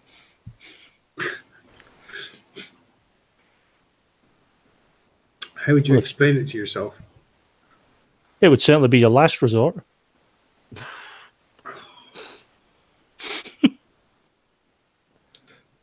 Awful. Oh, there's a bad pun to be found. I will find it.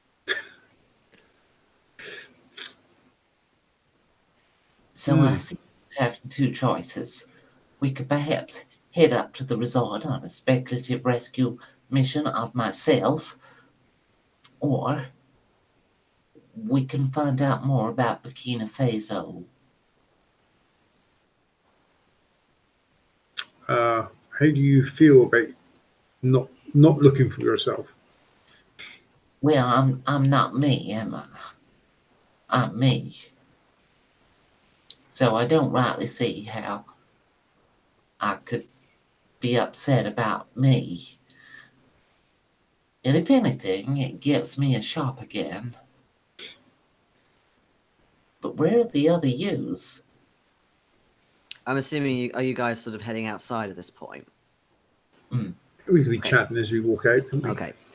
You see Mary and the others from your gathering walking up the road, and you notice that they spot the sheriff, and one of them says, "Oh, thank God! Where the hell have you been? Helen's been missing." But hold on a minute, you were missing as well, I think. There was some problem that happened up in your headquarters. More of those men. Well, that's what we heard.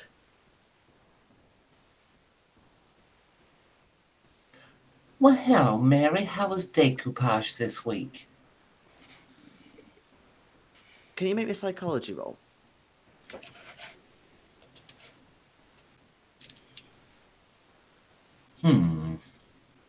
Probably not. Oh my word, I got 01. Ooh, 201s in one session. Very nice. So, just for a brief second, most people would have missed it. But you know, Mary, as I said, not that well, but she does have a couple of mannerisms you picked up. Just for a brief second, it's as if she has no idea what you're talking about.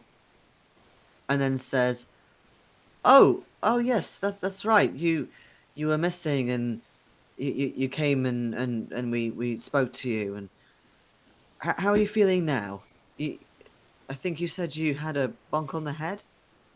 Sheriff, you need to take notes that she's had a bonk on the head. She might not be right, bit shaken. Don't worry, I'm keeping a close eye on her. I'm sure someone said that you were whisked off, and she's talking about you, Sheriff. Yes, what's his name? Alfie from now where? No, not Alfie. Artie. Was it Artie? Artie, that's right. What did he say? Or he said his name was Artie, but he looked a little different from how I remember him. I thought you let him go. I did. Skipping on, what did he say? Well, he was at the bar. Bit early, I know, but you know what he's like. And he come back down to the main road, and I think he was looking for another deputy of yours or some other officer of the law.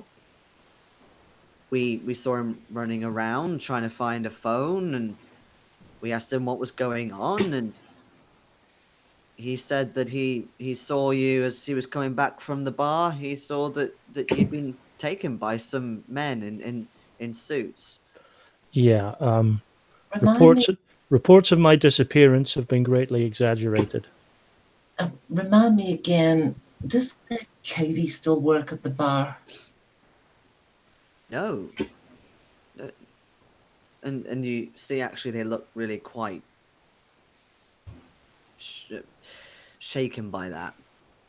You saw, you've heard. She was tragically killed. She drowned in the lake. A few weeks ago. Oh my word. Some of those awful people that came from God knows where, maybe Charlottesville, they tried to blame it on the three of you, actually. And then they came for us. Well. But hold on, but you're here, so you must have escaped too then, Sheriff. And what about this guy here? I've seen him before, and they're pointing at you, Kyle. I've seen him before. Do you work for Helen? Yeah, I work for Helen. You've seen them a few times before. They know who you are, but they are struggling to work out the connection. For a couple months now. I have to say that it sounds like Artie's been playing a bit of a joke on you all. Do you happen to know where he is right now? No. We've been trying to keep ourselves together for the past couple of hours in the village hall. He went off shortly after he had no luck with the phone. Did you see what direction he went in? I think he took a taxi somewhere, or he got a lift from somebody. Back up the road, and she points up towards where say Greenfield and other places, going towards Charlottesville are. Well, thank you kindly. I would suggest you head back to the hall. I'll be back in a little while just to give you the all clear. Just don't worry about a thing. Just, leave it with me now. Oh, yes. Thank you kindly, David. And they walk off. It was David, wasn't it? I know that. I think. Did you come from somewhere else to look for the sheriff? Is that what Artie managed to find? And they sort of trail off in conversation as they're walking. Okay. Magic causing people to forget us. Yeah. Just so that we're all on the same page here, because otherwise I'm going to just lose my shit. That was weird, right? That was certainly weird. Thank you. I'm just, Right. Did you discover anything of remotely anything interesting at the library? We did. Oh yeah. And Ben's like looking really enthusiastic at this. We've found the place names, where they are. We've plotted it on a map. It was. You were right, Sheriff. It was locations after all. They make one of those stars that those awful majority people have. Those symbols. Oh, the one that looks like a Star of David, drawn by a child. Kind of. Yeah, it's not the same. I'm not sure what it is really, but yeah, it makes one of those on the map. And it sort of crosses over somewhere in Africa. Seems to be pointing to Burkina Faso. Okay, we really need to consider going to the city.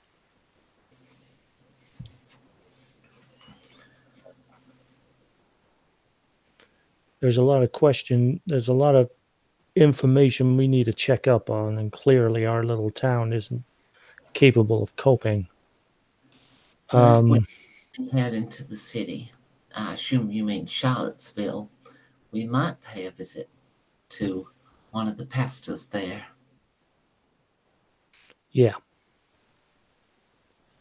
I'll be back presently.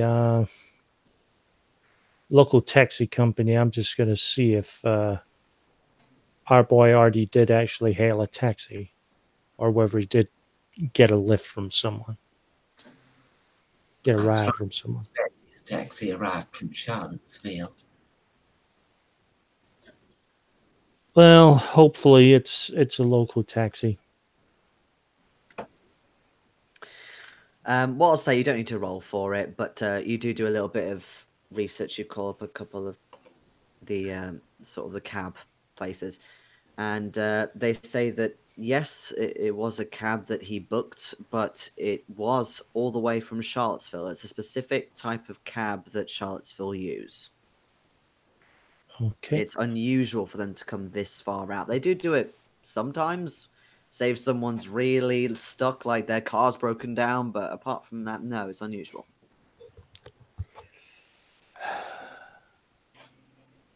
Okay. All the more reason to go to Charlottesville. Head back to the rest. Yeah. And yes, your hunch was right. The taxi cab was from Charlottesville. We now have more reason to go. Well, I do believe you've got that cow for a couple more weeks yet, Sheriff.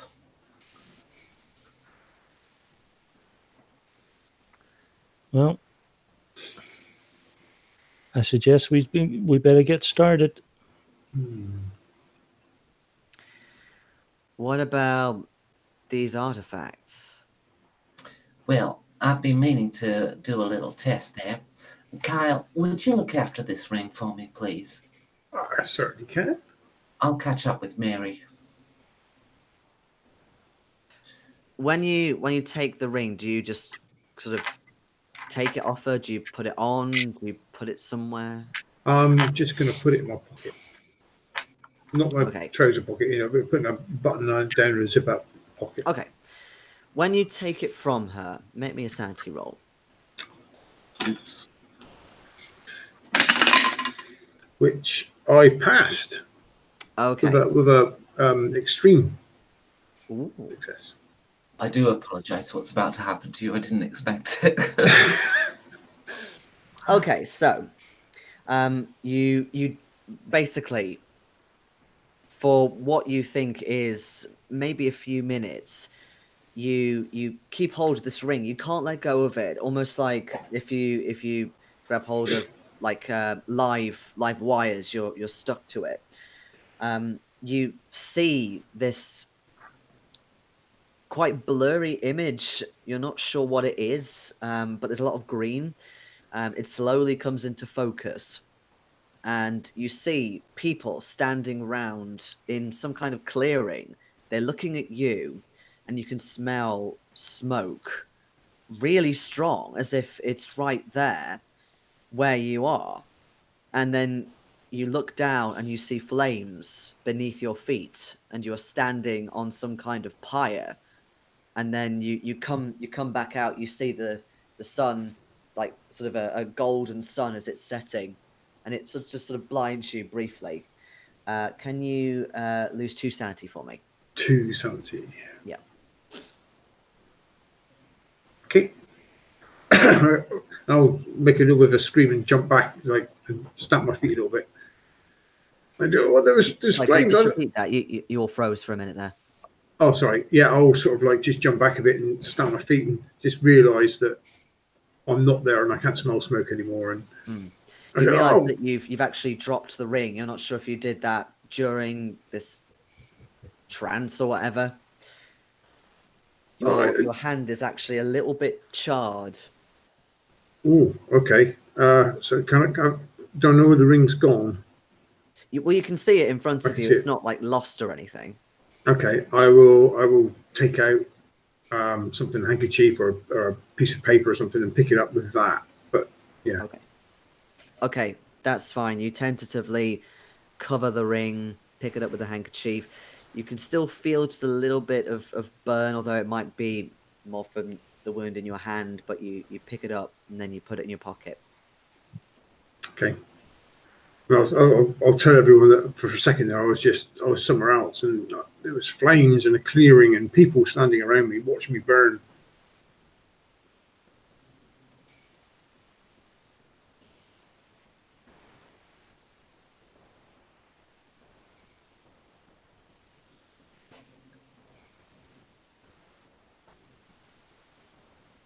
Are the rest of you reacting to this or what? Oh, sorry. I just said that for a second I was somewhere else and I was on a pyre and I was burning, and there was people standing in a clearing watching me burn. I'm sorry, darling. I forgot. I had some kind of vision when I first put it on. I don't really remember what it was, though. I need to catch up with Mary. Is it raining there? Doesn't face Helen at all. I forgot that you'd gone to catch up with Mary. So what I'll say is that because of the reaction that Carl had, you do see that. But then after he's calmed down, yes, you go over to her. Oh, Helen, are you all right? I am indeed. I was just wondering. You remember Katie, right? She had a boyfriend once, didn't she? Yeah, yes, she did. I believe he got a bit sick in the head. That's right. What was his name again? I was just wondering if he was at the funeral. What? I was just wondering if he was at the funeral. Oh, Katie's funeral. Well, no, he's still in that place. Oh. His name's, I believe, she said it was Benjamin? Now, bear with me. I think I had a knock on the head earlier. Did you? Oh, well, I'm not surprised from all that roughing around they did to you. I'm surprised you haven't come out more wounded. Or have you taken care of that? Have you been to hospital or anything? Well, yes, the police have been very kind. The sheriff has been very kind. Now, did you say that the police station has no policeman in it? Oh, well, there's none.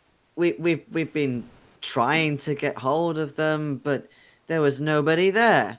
And wait, the sheriff is just over there. Yes, I spoke. About time too that one of them showed up. It's interesting. Head over to the commotion.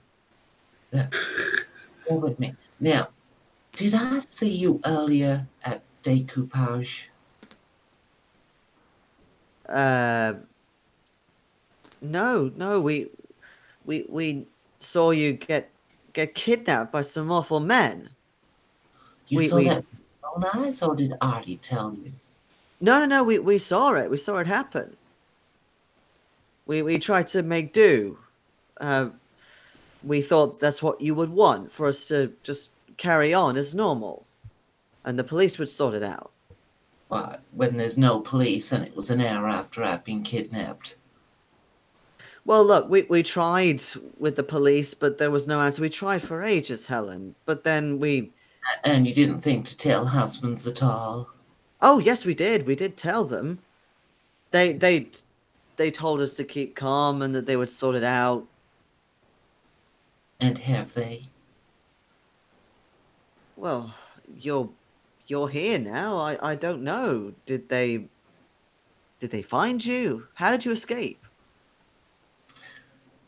So, does that mean your husbands are currently where? Well, they said that they would do a search party. Right. Did we bump into you outside the library? And they sort of look back and, well, I suppose we are close to the library, yes. I'm sorry, I must have had a bump on the head. I need to get this looked at. Oh, yes, of course. You must have hit it when they took you. All right. I'll just quickly speak to the sheriff. What I'm going to do is I'm just going to avoid contact with any more of the ring or the egg. And I'm going to go speak to them in a couple of minutes' time. And I want to see if they remember our previous conversation. Yes. I think that's a very good idea. Okay. So I shall follow them from a distance for a couple of minutes, and then I'll go up to them again, and I'll repeat the conversation and see if they remember this one that I've just had. Okay. As you approach them, they're sort of talking to each other a little bit, something about flower arranging or something rather mundane. When you start talking to them, just briefly, it's as if they're ignoring you or they don't hear you, but then you are right next to them. And then they turn around and it's almost like they sort of start the conversation again as if they've not spoken to you.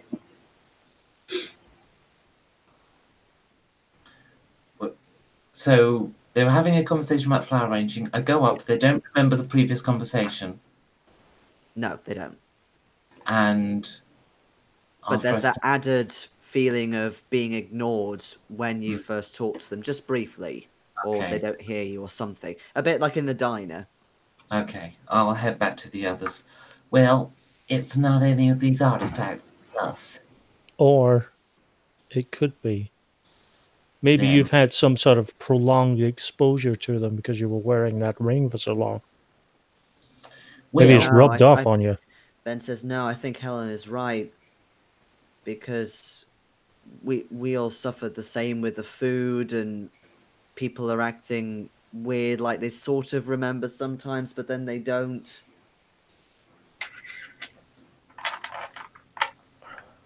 Well, screw this. I'm going to take the ring, I'm going to get the egg, and I'm going to try and summon a portal to Charlottesville. Okay.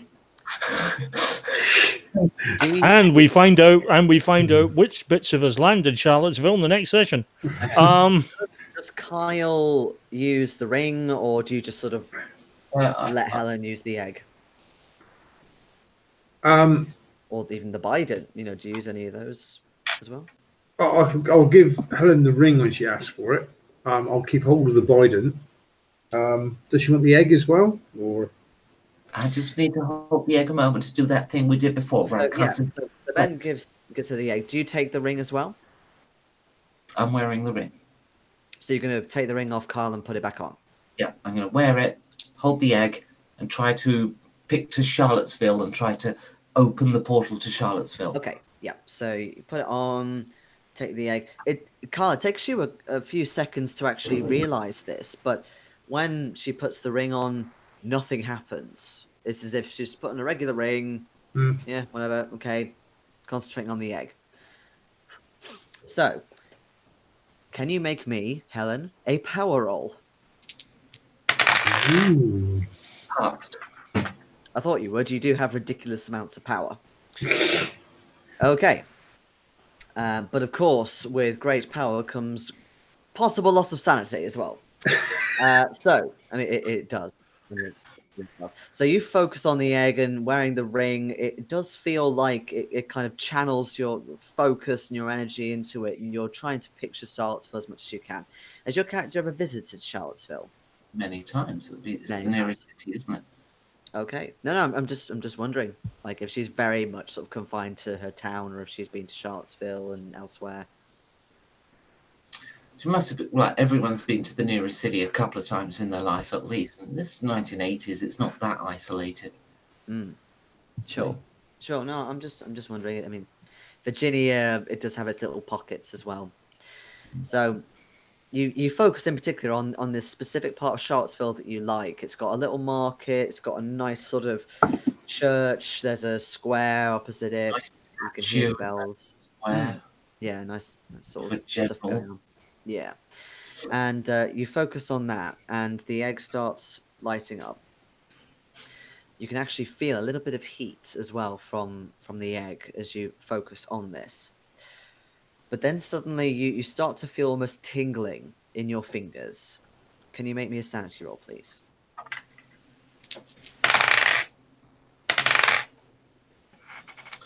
I don't know if it's possible to do extremes and stuff with sanity, is it? Because if so, technically no. You either pass or you fail. I know that Phil mentioned that he got an extreme, as it were, but it does just tend to be pass or fail. Yeah, pass. Okay. So you feel like you're still focusing and you can do it, but there is something else that's coming up that's blocking the image, as if in your mind's eye you're starting to see two things. Your hands are getting a bit hotter as well, and you see this image. You're trying to focus as much as you can on Charlottesville, but then you see yourself just very briefly. You see yourself surrounded by people in some kind of clearing. You can smell smoke. They're looking at you. They are watching you. The me in this vision. Yeah, as in from your point of view. Okay. You are standing on a pyre of some kind. There is wood beneath your feet. You can see flames. And then you open your eyes. You see the egg very, very, very bright. And then suddenly, just again briefly, blackness. And then you all come to. Oh gosh, all of us. Oh. What's this waking up thing again? Not again. You think you're in Charlottesville. It looks similar. What I'll say. Nobody step on an insect. Yeah, it looks similar, and after a few minutes, getting your bearings as well, Helen, you realise that yes, you are there. You're not quite in the market where you were thinking of, but you're a couple of streets away. You feel quite dazed. Oh. And interestingly, it is daytime. I'll pass the egg back to them. Are we hungry? A little bit. Like you haven't eaten maybe for a, like say you've slept and you've woken up and you know you want breakfast, Yeah, that kind of thing, but not like you were before. Not like 3 weeks hungry. No. Find a news vendor. Okay. Get so paper. Someone is what's in the car. The window is open, isn't it, Sheriff? I did ask you to leave the window open a crack, right? I think it was open just a little bit, yes. I'm going to find nearest news vendor, news stand, one of those things you used to have where you put the money in, you got the paper out. Right. Okay, so you find one pretty easily. You see there's a clock actually in the square as you move into it, and it's about 11 o'clock in the morning. There are a couple of people on newsstand selling papers. It's only a day after. Oh my word, we lost an entire day. Well, compared to 3 weeks, I think that's pretty good. Yeah, I'm taking 1 day as a win. I'm not. The money's what's in the car. He'll be starving. He'll need a drink. And as you say that, you hear the sound of tires screeching behind you. You see a taxi cab pull up, and then very shortly after, another pulls up. And inside these cabs are men in suits. And they start getting out and coming towards you. And we shall end the session there. I just want to say that my character now has his gun out.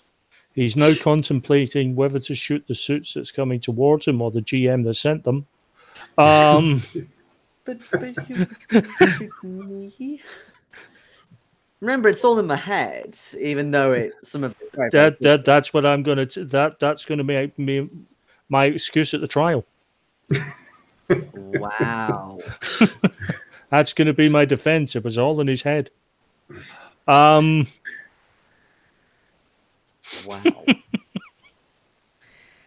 Well, I hope nonetheless you enjoyed that. I did. That was a fantastic session. Don't forget to, if you've not ticked any boxes that you've passed, don't forget. Yeah, I passed exactly one thing. Passed a couple actually, so I was quite lucky that one. Yeah, I thought that you had more sort of skills this time rather than just characteristics. And feel free to do an improvement for luck as normal. Nope. Courtesy of my luck, that is a definite improvement. Didn't get luck. Of 1. Eh.